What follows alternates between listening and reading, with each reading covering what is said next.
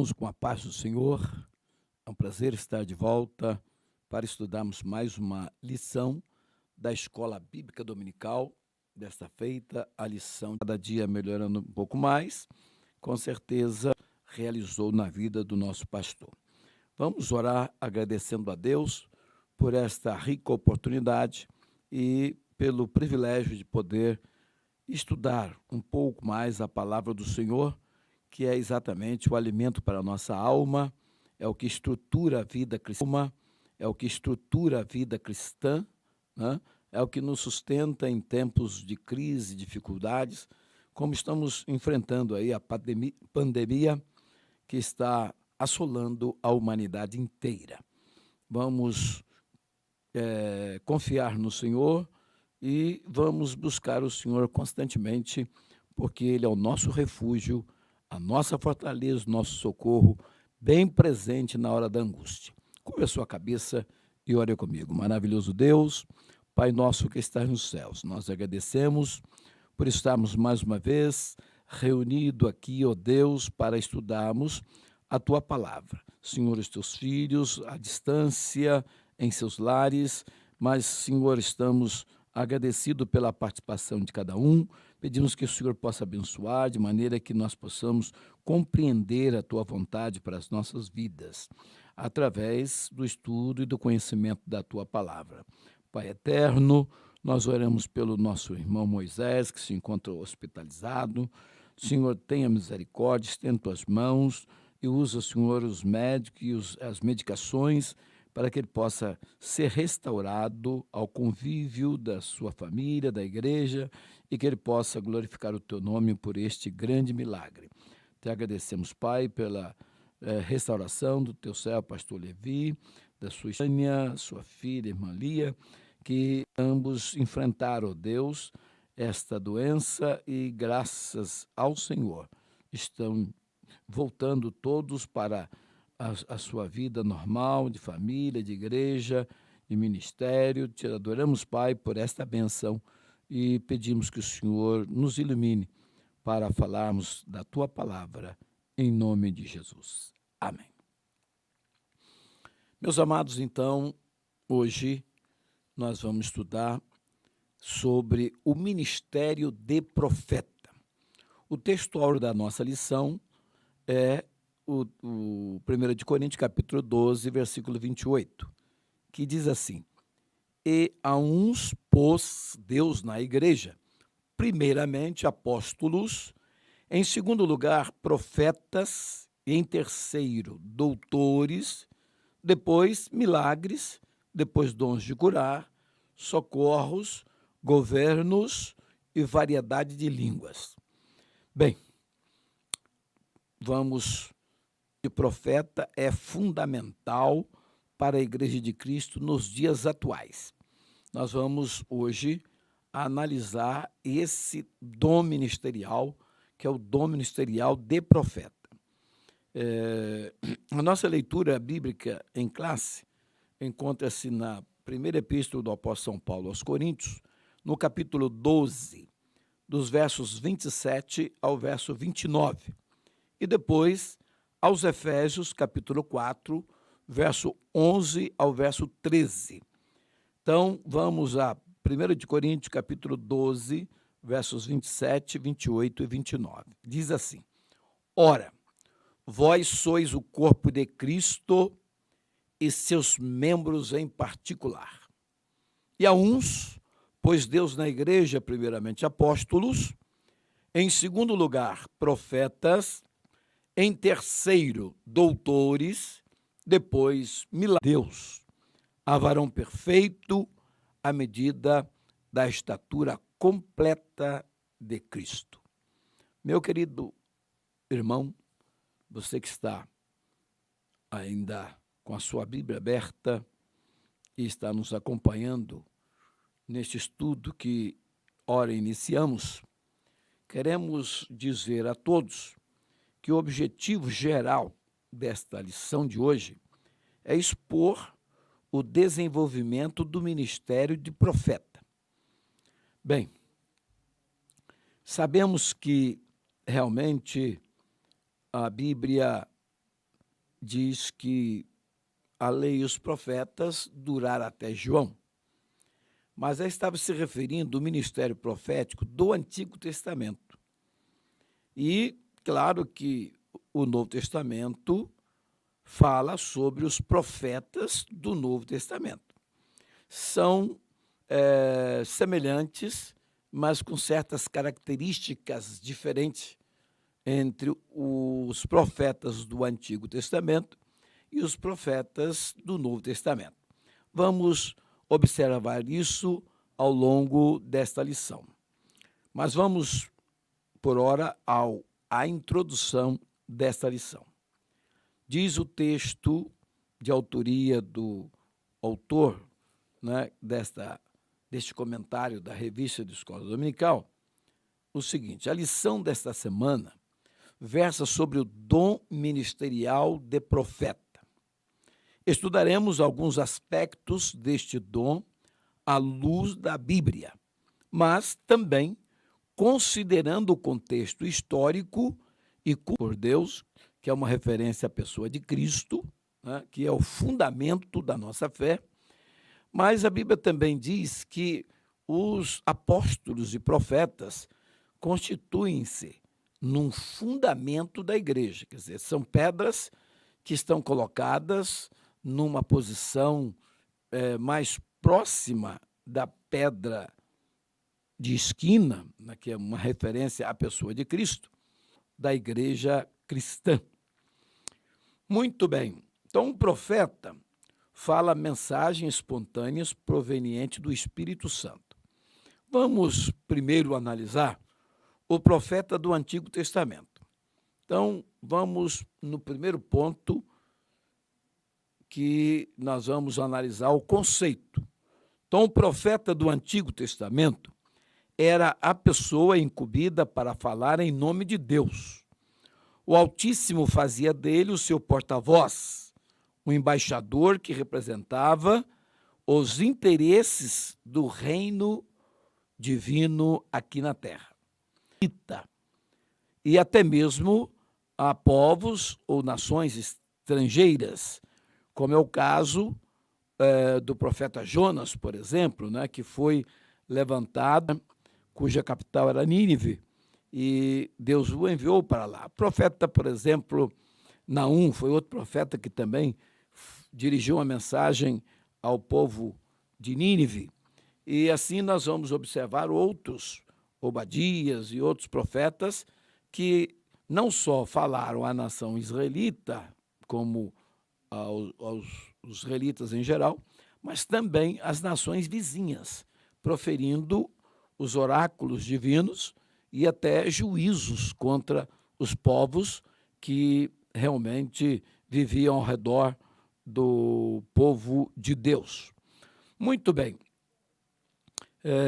Quando Deus, então, levantava, ou designava, ou chamava, vocacionava a falar a toda a nação, estava numa situação em que nós observamos que era um ofício no Antigo Testamento, como nós vamos ver um pouco mais adiante, um ofício difícil, porque era uma das missões do profeta, era apontar, denunciar o pecado, advertir o povo, e essas mensagens não eram bem-vindas. Os profetas sofreram severas perseguições ao longo de toda a história do Velho Testamento. Então, o Senhor não só chamou homens, como também mulheres, para profetizar em seu nome. Samuel, por exemplo, o último dos juízes e o primeiro dos profetas para a nação de Israel, né? Nós temos este profeta como desenvolvendo um trabalho extremamente importante. Ele foi responsável pela transferência do período da judicatura israelita para o período da monarquia. Ele consagrou o primeiro e o segundo rei de Israel, que foi o rei Saul e o rei Davi. Então, Samuel, ele pegou uma nação totalmente dominada pelos povos inimigos, e no seu ministério Deus libertou, estabeleceu a monarquia em Israel. Bem, Elias e Eliseu também profetizaram numa época muito difícil, uma época de apostasia, né? No reino do norte de Israel, que um reino que começou com a idolatria desde da sua implantação, como também até o final. Foi um reino que temeu que o povo fosse conquistado para todos voltarem sobre o domínio e o governo dos reis descendentes de Davi. Então, ele construiu 2 altares no extremo norte e no extremo sul do território do Reino do Norte, construiu 2 altares de bezerro de ouro, e assim, dessa forma, ele levou todo Israel a pecar contra Deus, caindo na idolatria. Então, Deus levantou Elias e Eliseu para profetizar, né? E não somente eles dois, tiveram outros profetas, mas estamos como os profetas literários e os profetas que realmente não escreveram nenhum livro. Mas dentro dos profetas literários, por exemplo, nós temos os profetas chamados profetas maiores e os profetas menores. Não é que há profeta superior ao outro, porque a palavra inspirada é a mesma. O que ocorre é o conteúdo do material escrito, né? Sendo um volume maior, foram classificados como os profetas maiores. E aqueles que escreveram um volume menor, então são classificados dizendo: assim diz o Senhor dos Exércitos. Eram fórmulas usuais para o profeta começar a mensagem divina. E dessa forma ele chamava a atenção dos seus ouvintes para a palavra que não era de autoria dele, mas a autoria divina. Ele havia recebido uma mensagem, uma autoridade divina para realmente entregar aquela mensagem, porque era um apelo de Deus. Deus estava usando os profetas para trazer o povo de volta a si. O povo havia realmente abandonado os preceitos do Senhor, não mais estavam honrando ao Senhor como deviam, e Deus então queria trazer o povo de volta para si, para a comunhão com Deus, mas realmente os profetas enfrentaram uma dificuldade muito grande, porque o pecado ficou implantado no coração daquele povo que não teve Deus outra alternativa a não ser julgá-los. E no caso do reino de Israel, o reino do norte, Deus permitiu que o reino fosse desbaratado, que acabasse. Então, símbolos e visões também eram formas de Deus falar através dos profetas ao seu povo. Então, nós temos várias mensagens ilustradas, né? Com símbolos, com visões, com contos. Então, era uma forma de Deus persuadir o povo para que arrependessem e voltassem inteiramente para Deus. O profeta também exerceu um importante papel de conselheiro na história do reinado de Israel. Entre eles, nós temos aqui o chamado e muito conhecido profeta Natã, que exerceu o seu ministério nos dias do rei Davi, do povo de Deus. Contudo, após a divisão do reino de Israel, o profeta passou a ser perseguido por sua profecia, pois ela confrontava diretamente a prepotência da nobreza, a dissimulação dos sacerdotes e a injustiça social. Então, nós vemos os profetas apontando contra o pecado do povo, dos reis, dos sacerdotes. E esses profetas não eram benquistos, né, na classe dominante, porque esses profetas não tinham mensagens boas, né, que agradassem, mas mensagens que sempre advertiam-os contra o pecado em que eles estavam cometendo. Então, muitos desses profetas sofreram duras perseguições e alguns deles foram levados até mesmo à morte, como é o caso do profeta Isaías, e outros, no exercício das suas funções, foram atacados e levados mesmo à morte. Mas, amados, nós entendemos que Deus, né, por certo, vai galardoá-los pelo trabalho que realizaram, porque o profeta não tem vida boa, porque o povo se afasta de Deus, e como o profeta teria uma mensagem boa para essas pessoas, se tinha que adverti-los, se tinha que mostrar para eles que eles estavam realmente desviados da verdade e que eles precisavam se aproximar de Deus, se arrepender dos seus pecados. Então, essa é a grande razão em que os profetas do Velho Testamento sofreram duras perseguições. Bem, no item número 3, o profetismo.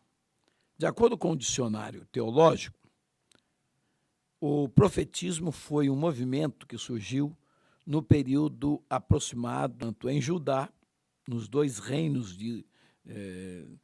porque na verdade eram 12 tribos. Depois da morte de Salomão, o reino se dividiu em 2, surgindo o reino de Judá, cuja capital era Jerusalém. A tribo de Judá e Benjamim permaneceram, vamos dizer assim, sob o domínio da linhagem, né, dos reis davídicos, dos descendentes de Davi. Então, as demais 10 tribos do norte, elas romperam com a dinastia de Davi e estabeleceram o reino do norte, cuja capital mais importante foi Samaria. E, com certeza, aqui, a partir desse século VIII, tanto no Estado de Israel como no Estado de Judá, o objetivo desse movimento, né, nesse período, era restaurar o monoteísmo hebreu, ou seja, e combater a idolatria, porque o povo era povo de Deus, mas eles permitiram que a idolatria dos povos vizinhos fosse introduzida e muitos deles estavam dizendo que serviam a Deus, estavam eles presentes nas festas judaicas, porém estavam também se curvando, né, às imagens dos deuses do paganismo, das nações pagãs que estavam ao redor de Israel. Então, o Senhor havia colocado a nação israelita, o povo descendente de Abraão, como um povo que deveria servir somente a Deus. Mas o povo deixou-se levar pela a tentação dos povos vizinhos. Profetas foram levantados para trazer o povo de volta para o monoteísmo, para servir a um só Deus e denunciar as injustiças também sociais e apontar para o grande e terrível dia do Senhor, que era o dia de julgamento contra o povo que estavam afastados de Deus. E também reavivar a esperança messiânica. Este foi o caso dos profetas Ageu, Zacarias, né, profeta que falaram após o cativeiro, que exerceram o ministério depois do retorno do cativeiro. Foi nesse tempo que os verdadeiros profetas em Israel foram cruelmente surrados, presos e mortos. Então, amados, era um período de muita apostasia, de um afastamento deliberado da fé, né? Fé em Deus, a fé no monoteísmo, a fé num só Deus, e eles haviam se envolvido aí com as religiões pagãs, né? E muitos desses homens se misturaram, né? Inclusive sacerdotes, né? E reis, houve, por exemplo, reis que chegaram a oferecer os próprios filhos aos religiosa de Israel.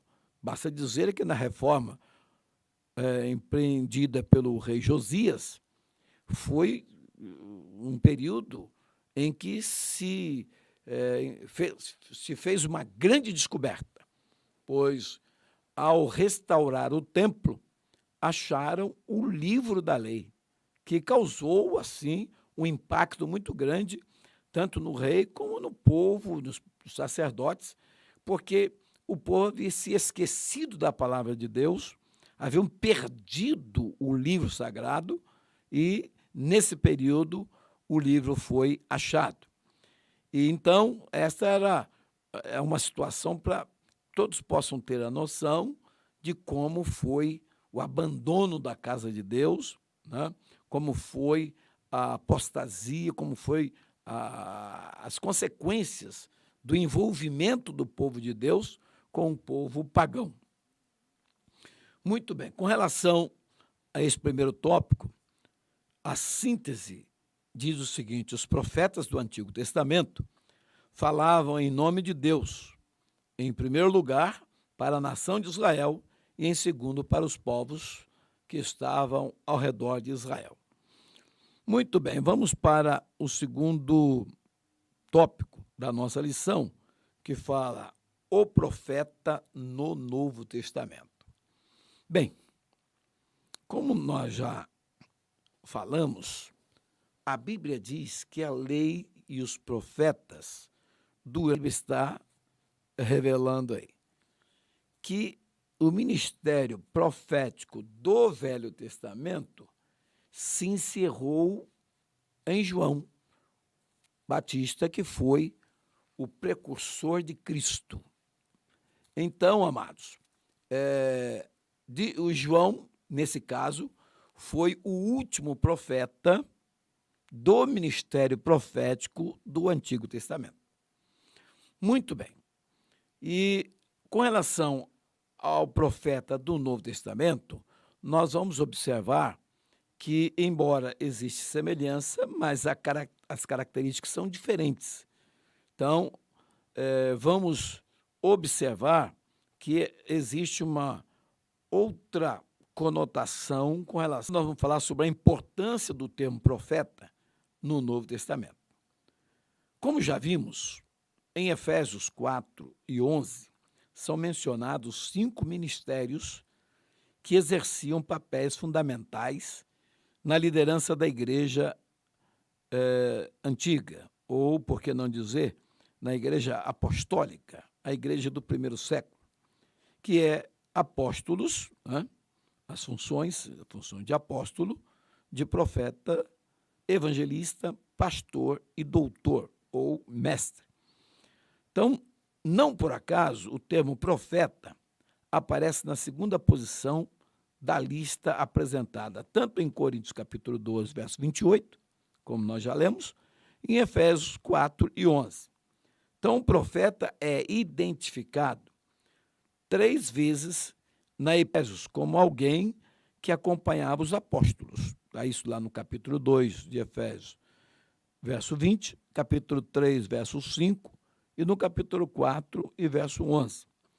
Então, a Bíblia afirma que os concidadãos dos santos e da família de Deus estão edificados sobre o fundamento dos apóstolos e dos profetas. Efésios 2, 19 e 20. Então, aqui a Bíblia denota a importância do ministério de profeta na liderança da igreja do primeiro século. Bem, uma das razões para essa colocação é que Os profetas do Velho Testamento, nas suas profecias, muitos deles deixaram, vamos dizer assim, uma mensagem que pela qual, né, haveria um novo, vamos dizer assim, mandamento, e isto ficou bem claro na profecia dos profetas, que profetizaram a respeito de uma nova aliança que Deus faria com o seu povo. E essa nova aliança é o Novo Testamento, quer dizer, o novo pacto que Deus fez com todos que recebem a Cristo como seu suficiente Salvador. Então, amados, observe que o ofício do profeta neotestamentário, o ofício dos profetas do Novo Testamento. O seu ministério no Novo Testamento não consistia em predizer o futuro, adivinhar o presente ou ficar fora de si. Não. De acordo com o comentário bíblico pentecostal do Novo Testamento, o profeta neotestamentário, ou seja, o profeta do Novo Testamento, era dotado por Deus para receber e mediar a palavra do Altíssimo.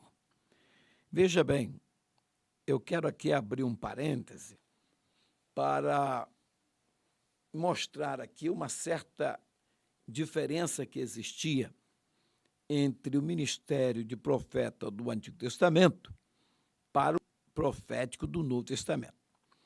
Veja bem, no Antigo Testamento, os profetas recebiam uma mensagem que Deus lhes dava e autorizava-os a entregar ao povo de Deus. E esses profetas, eles, ao receber esta mensagem, alguns deles escreveram a mensagem que receberam e outros entregaram a mensagem, mas não registraram. São os profetas que tem aí uma grande lista, né, na Bíblia, que não escreveram as suas mensagens, mas foram profetas que Deus usou de maneira substanciosa, né, no período do Velho Testamento. O que eu quero chamar a atenção dos irmãos é para um fato bastante importante. Então, eles pregavam a mensagem, claro que desde os dias do profeta Samuel, foi instituído escolas de profeta. Essas escolas não eram para que eles aprendessem a profetizar, porque a profecia, ela vem de Deus, é uma vocação que Deus dá, e não há como ensinar uma pessoa a fazer um trabalho vocacional. Então, essa vocação a pessoa recebe de Deus, é um chamado para um fazer, né? E um fazer por amor. Isto é vocação. E no Velho Testamento, as pessoas recebiam este chamado e recebiam de Deus as mensagens que deveriam transmitir ao povo. Não era um tempo em que havia, vamos dizer assim, a facilidade de ter a Bíblia. Então, mas nessas escolas de profeta, eles estudavam sobre a lei de Moisés, sobre os livros do Velho Testamento, e essa escola de profeta não era para estudar, porque os profetas, eles profetizavam as mensagens que recebiam, mas todas essas mensagens que Deus inspirava estavam sempre fundamentadas nos preceitos sagrados, né, conforme haviam sido revelados aos escritores, né, do próprio Moisés, né, que escreveu o autor do Pentateuco. Então, ali estava a lei, né, a lei de Moisés revelada por Deus, e os profetas, não somente os profetas, mas todo o povo, mas principalmente os profetas, deveriam agir de acordo com aquela lei. Então, eles estudavam a lei E aí começava o seu ministério, aqueles que receberam o chamado, e exerceram o seu ministério com bastante, vamos dizer assim, eficiência. Agora, no Novo Testamento, eu quero chamar a atenção porque não existe mais o ministério de profeta como existia. Porque naquela época, quando alguém tinha alguma dificuldade, as pessoas eram levadas a consultar o profeta. E o profeta, então, recebia de Deus uma mensagem para entregar essas pessoas. Então, havia, por exemplo, o profeta, por exemplo, vamos citar aqui o profeta que estavam exercendo o seu governo, né? E, então, essas mensagens proféticas, e outro detalhe, as profecias a respeito da magnânima pessoa de nosso Senhor e Salvador Jesus Cristo, sobre o seu nascimento, sobre o seu ministério, sobre a sua morte e ressurreição. Então, essas profecias que prediziam o futuro, elas vinham da parte de Deus e foram devidamente registradas nas Escrituras. Então, os profetas, eles tinham uma comunhão com Deus e Deus revelava a eles as mensagens que precisavam ser ministradas ao povo. No Novo Testamento, nós temos os profetas, mas com uma diferença. Por exemplo, deixa eu ilustrar aqui.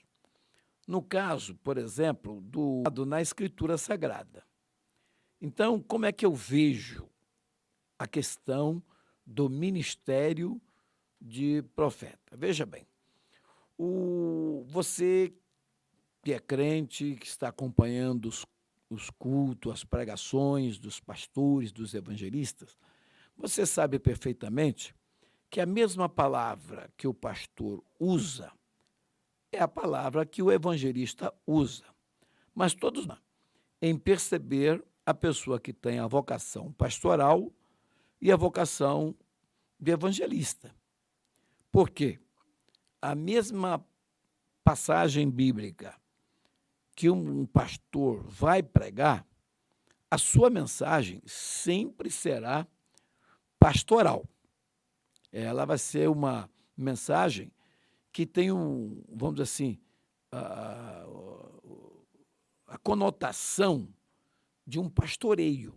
Quer dizer, é uma palavra de alguém que detém a vocação pastoral. E a mesma palavra, quando um evangelista abre a Bíblia para pregar aquele texto que o pastor usou, a sua mensagem não será uma mensagem pastoral, mas porque a vocação dele é a vocação de evangelista. Então, quando falamos no ministério de profeta, no meu ponto de vista, é que o profeta é um obreiro, pode ser consagrado a pastor, pode ser consagrado a evangelista, pode ser realmente presbítero, pode ser um auxiliar, pode ser um diácono, não importa. É quem Deus chamou e deu a vocação de profeta. Significa que o profeta é aquela pessoa, aquele obreiro, que também pegou aquele mesmo texto e, na hora que ele vai pregar, a sua mensagem é uma mensagem profética. Embora, né, ele não foi consagrado a profeta, porque não há consagração de profeta, mas há o ministério de profeta. Então, ele abre a Bíblia e, quando ele começa a pregar, a visão que ele teve daquele mesmo texto que o pastor pregou, que o evangelista pregou, ele vai pregar e a sua mensagem será uma mensagem profética. Então, aí está o ministério profético do Novo Testamento. Na verdade, a Bíblia diz que, não havendo profecia, o povo se corrompe. Então, o profeta, ele é aquela pessoa, aquele obreiro, que, embora ninguém o tenha como um profeta, mas ele tem o ministério de profeta, porque quando abre a Bíblia para pregar, a sua mensagem é uma mensagem sempre profética. Assim como aquele que recebe, por exemplo, o dom de exortar, qualquer texto da Bíblia que ele abrir, ele vai acabar exortando, porque, na verdade, é a vocação da pessoa, é o dom que Deus realmente lhe deu. Então, na minha concepção, eu vejo o ministério de profeta no Novo Testamento, eu não estou me referindo aos dons de profecia, que é o dom espiritual, eu estou me referindo ao dom ministerial de profeta, que é exatamente exercido na ministração da palavra de Deus. Antigamente, o profeta no Velho Testamento, ele recebia uma mensagem que vinha de Deus para ele. Agora, o profeta do Novo Testamento também recebe uma mensagem que vem de Deus pela meditação e pela mediação da palavra já revelada. Então, aquela palavra revelada vai surgir, na verdade, uma mensagem profética, se é uma pessoa que detém o ministério profético do Novo Testamento que está pregando. Não sei se eu expliquei devidamente, mas os irmãos que tiverem alguma dúvida daquilo que eu estou relatando, os irmãos podem me ligar, podem me procurar, podem se comunicar e nós vamos procurar explicar da melhor maneira possível para que todos possam entender o meu ponto de vista. Então, porque, na verdade, quando fala em profeta, ministério espiritual, dom do Espírito Santo, porque aquele dom de profecia, que é dom do Espírito Santo, um dom espiritual, esse dom, Deus pode usar uma pessoa uma única vez e não usar mais. Mas quando se trata de ministério, aí esses dons são dados, né? A pessoa é colocada como um dom na igreja e recebe, e esse dom vai permanecer, né, na vida da pessoa enquanto ele permanecer fiel a Deus. Não é o caso, por exemplo, do dom de profecia como dom espiritual, porque é o Espírito Santo que distribui os dons, né, como lhe apraz, como diz a Bíblia, e Deus pode usar a qualquer pessoa uma única vez, pode usar mais de 1000 vezes, quantas vezes Deus queira, mas ele não é um profeta. Ele é usado por Deus no dom da profecia, mas não é profeta. Agora, o profeta é aquele que tem ministério de profeta. Aí é diferente. Então, nós temos que separar o que é dom de profecia e o que é, na verdade, ministério de profeta. Então, a Bíblia do Novo Testamento fala sobre o profeta Ágabo, por exemplo, né, que profetizou para o apóstolo Paulo. Então, esse era profeta, né? Deus usou ele para falar com o apóstolo Paulo. Então, no caso do comentário aqui da nossa revista, está aqui registrado o seguinte: era dever do profeta do Novo Testamento, assim como para o do Antigo Testamento, desmascarar o pecado, proclamar a justiça, advertir do juízo vindouro e combater o mundanismo e frieza espiritual entre o povo de Deus. Então, isso está explícito, bem claro, né? Não há dúvida de que a missão do profeta é exatamente uma missão que ele recebeu de Deus para que, através da sua mensagem, pudesse advertir o povo que vai se afastando aos poucos, né, paulatinamente, da verdade do Evangelho, e o profeta é usado por Deus para trazer esse povo de volta. É uma advertência que vem, uma mensagem que Deus, né, dá para essas pessoas que têm o ministério de profeta. Isso é uma questão, por exemplo, irmão, essa questão de ministério não é para quem quer somente, é para quem Deus chamou. Então, por exemplo, ainda que alguém queira, deseja, a Bíblia diz que quem deseja episcopado é excelente, né, coisa que ele deseja. Agora, o fato de desejar não significa que ele terá, porque é Deus quem chama as pessoas, né, com um chamado para uma obra específica, para um ministério específico. Então, por exemplo, ensinar. todos podem ensinar, todos crentes devem ser ensinadores, que se aprofunda, que tem uma visão mais profunda, mais ampla dentro do contexto bíblico, né? É diferente da outra pessoa que simplesmente ensina. Então, o mestre é aquela pessoa que vai até o fundo, né? Que tem realmente uma fundamentação maior, mais segura. É aquela pessoa que Deus chamou para auxiliar o ministério pastoral da igreja. Então, amados, por causa da mensagem de justiça que o profeta apresenta em tempos de apostasia e confusão espiritual, porque também quando há uma confusão espiritual, há uma heresia, Deus usa o profeta. Inclusive, na igreja, né, não há outro jeito, ele fatalmente será rejeitado e perseguido por muitas pessoas. Então, isso aí é, na verdade, uma coisa que nenhum profeta pode fugir. Mas, apesar das perseguições, a pessoa está firmado em Deus, foi chamado por Deus e ele realmente tem graça de Deus para continuar mesmo sendo atacado, sendo perseguido, sendo, na verdade, falsamente perseguido ou com injúrias, com ataques terríveis. Mas a obra de Deus tem que ser feita e aquele que Deus chamou, por exemplo, nós temos um exemplo do apóstolo Paulo, que foi um apóstolo que sofreu durante todo o seu ministério. Ninguém sofreu tanto como o apóstolo Paulo em questão de ministério do Novo Testamento. Mas ele jamais desistiu. Ele, terríveis. Então é o caso dos outros ministérios também.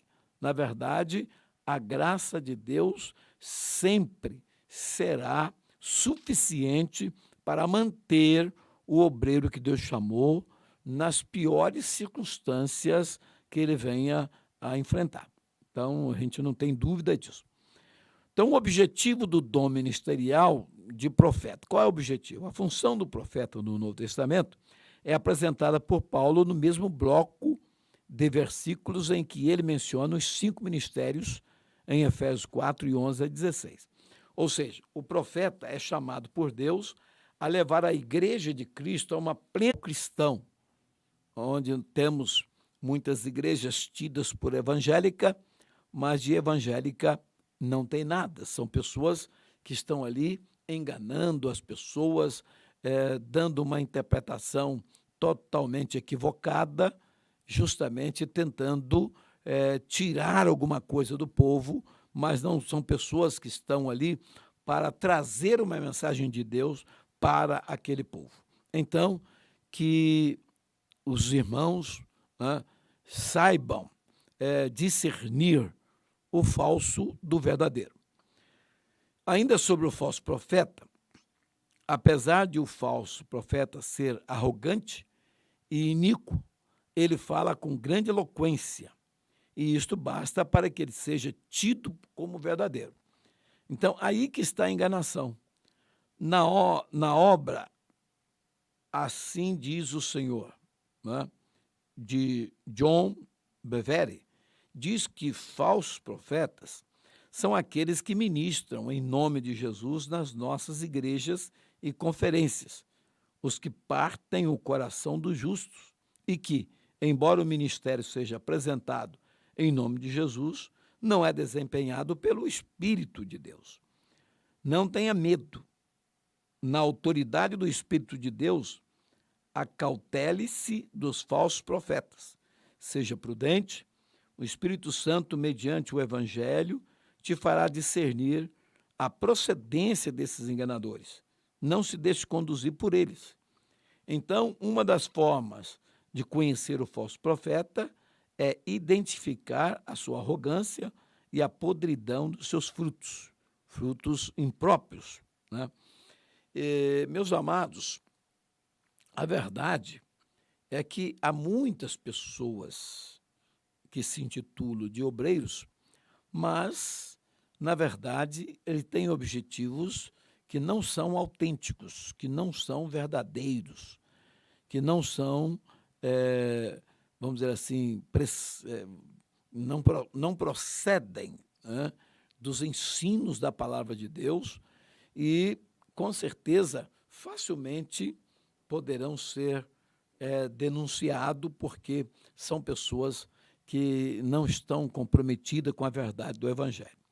Então, amados, é preciso que nós observemos, por exemplo, que há pessoas, como eu já disse e volto a repetir, que não estão servindo, mas estão se servindo. Então, Deus chamou pessoas que queiram gastar e se deixar gastar. São pessoas que se dão, pois o texto diz assim, ele mesmo deu uns para apóstolos. Então, os dons ministeriais representam homens que Deus deu à igreja e essas pessoas se dão, se entregam, estão para servir. Eles não são superiores aos outros, mas estão numa condição de servos de todos, porque eles vão servir. Por exemplo, o pastor está na igreja para alimentar o rebanho, conduzir o rebanho, então ele se torna um servo de todos os crentes, assim como os demais ministérios que nós temos, né, as 5 funções ministeriais, todas elas foram dadas para a igreja. Então, a igreja tem pastor, a igreja tem profeta, mas o pastor não tem igreja, o profeta não tem igreja. A igreja é de Cristo, mas sendo a igreja de Cristo, Cristo deu para ela os dons ministeriais. Então, não se trata de superioridade, se trata de inferioridade. Porque quem está para ser servo de todo, ele é menor de todos. Então, a função ministerial, ela realmente coloca sobre os ombros de quem Deus chama a grande responsabilidade. Então, eu vejo na Bíblia o seguinte, quando se fala em liderança, né, de qualquer organização no mundo secular, se lembra de uma pirâmide, que uma pirâmide, quanto mais alto a pessoa estiver, mais pessoas estarão abaixo dele. Então, as pessoas querem atingir lá em cima, né, o ponto mais alto da pirâmide, para que todos estejam sob, né, ele, e ele está sobre todos. Então, ele vai ser o grande líder, né? Mas esse é o conceito de liderança no mundo. Mas Jesus parece que veio e, ao ensinar, ele fez como que pegasse essa pirâmide e virasse de cabeça para baixo. Porque ele diz o seguinte, quem quiser ser o maior, seja o servo de todos. Então, ele pega a pirâmide e vira de cabeça para baixo, que aí ele vai ter que servir a todas aquelas pessoas e não ficar acima de todas aquelas pessoas. Então, esse é o trabalho de quem recebeu o ministério do Senhor. Somos da igreja, servimos a igreja e fazemos isso com muito amor, com muita dedicação, porque servindo a igreja, estamos servindo também a nosso Deus, que nos chamou. Que Deus nos abençoe e que nós possamos ter uma noção exata do que é ministério de profeta no Novo Testamento. Que Deus abençoe. Quero encerrar orando com os irmãos. Quero abençoar você que está acompanhando, que está participando deste estudo. Que a graça de Deus seja contigo e que o amor de Deus seja, na verdade, o que está, vamos dizer assim, inundando, né, o seu coração, está transbordando a sua vida e que nós possamos fazer tudo por amor a Deus, e pelo poder e pela graça que o Senhor realmente nos concedeu. Vamos orar, mais uma vez, lembrando das pessoas que estão enfrentando essa doença tão terrível e as pessoas também que foram enlutadas, né, perderam seus entes queridos nessa pandemia, nessa doença, para que o Senhor estenda suas mãos e possa confortar os seus corações. Curve sua cabeça e ore comigo. Maravilhoso Deus, Pai nosso que está nos céus, nós agradecemos, Pai, por este momento de ministração da Tua Palavra. Agradecemos, Senhor, porque o Senhor é bom e a sua misericórdia dura para sempre. Oramos, Pai, em favor de todos que estão, ó Deus, sendo contaminados e estão sofrendo, ó Deus, as consequências, Senhor, dessa contaminação, os que estão hospitalizados e aqueles que estão entubados, Pai, que estão realmente sedados, que o Senhor estenda suas mãos, use, ó Deus, os médicos e a medicação aplicada para que todos os teus filhos possam ser devidamente restaurados à sua saúde e à sua convivência, às suas atividades.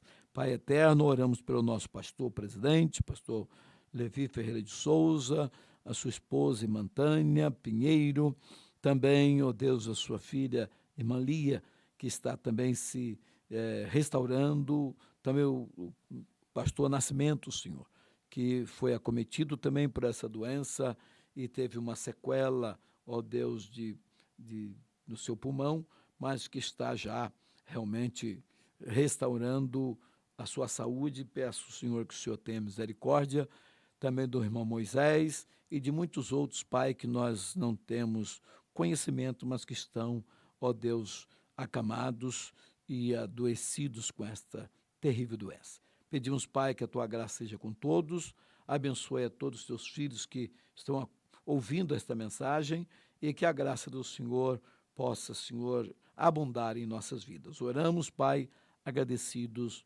no nome de Jesus. Louvamos o Teu nome e agradeço a todos que estão nos acompanhando, agradeço aos técnicos que estão aqui, dando a devida assistência para que os equipamentos possam estar em pleno funcionamento. Que Deus abençoe a todos, em nome de Jesus. E até a próxima lição, se Deus quiser, quando falaremos sobre mais um ministério de função ministerial. Que Deus abençoe, que a graça do Senhor seja com todos. Amém.